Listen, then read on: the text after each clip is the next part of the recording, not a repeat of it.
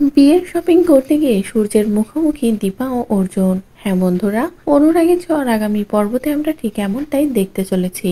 একদিকে সেনগুপ্ত বাড়িতে তোড়জোড় লেগে গেছে দীপার আইবুড়ো ভাতের অনুষ্ঠান করার জন্য।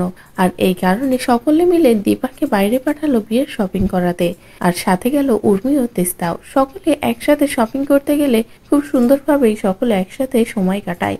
অর্জুনের পছন্দেই দীপার জন্য সব শাড়ি কেনা হয়, যেগুলো দেখে তো উর্মি বলে, অর্জুন তা তোমার পছন্দ একেবারে পারফেক্ট। তুমি দিদির জন্য যে কয়টা শাড়ি নিয়েছো সবগুলোই ভীষণ সুন্দর হয়েছে, আমার তো সবগুলোই ভালো লেগেছে।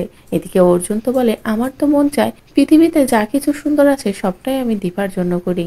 অন্যদিকে পৃথা তো এই সবকিছু শুনে সহ্যই করতে পারে না। পৃথার এতটাই রাগ হয় যে পৃথা কিছু করতে গেলে ভিক্টর বলে, মাতৃদেবী শান্ত, এখন আমাদের চুপচাপ থাকতে হবে আর ঠিক সময় বুঝে কোপ মারতে হবে। যে কথা শুনে পৃথা আবার শান্ত হয়, কিন্তু দীপা তো বুঝতে পারে যে পৃথা কিছু না কিছু করার চেষ্টাই করছে, তবুও দীপা সেটাতে পাত্তা করে না। এদিকে তিস্তা সামনে আইসক্রিমের ভ্যান দেখে বলে, চলো না আমরা সকলে আইসক্রিম খাই। এরপরে সকলে আইসক্রিম খেতে গেলে দীপা এক সাইডে চলে যায়, কারণ দীপার মনে পড়ে যায় সূর্যের কথা, যে একদিন দীপা আর সূর্য কত সুন্দর করে সময় কাটাতো, আইসক্রিম খেত, মুহূর্তগুলো কত সুন্দর ছিল, কিন্তু সবটাই শেষ হয়ে গেছে।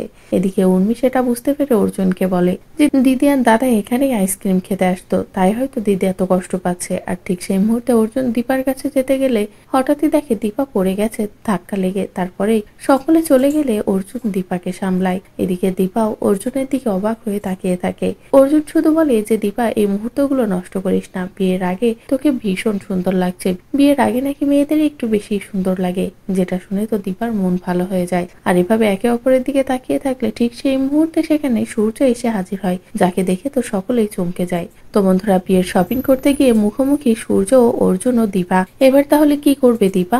আপনাদের ঠিক কি মনে হচ্ছে তা অবশ্যই কমেন্ট করে জানিয়ে দিন। পরবর্তী আপডেট পেতে চ্যানেলটি সাবস্ক্রাইব করুন।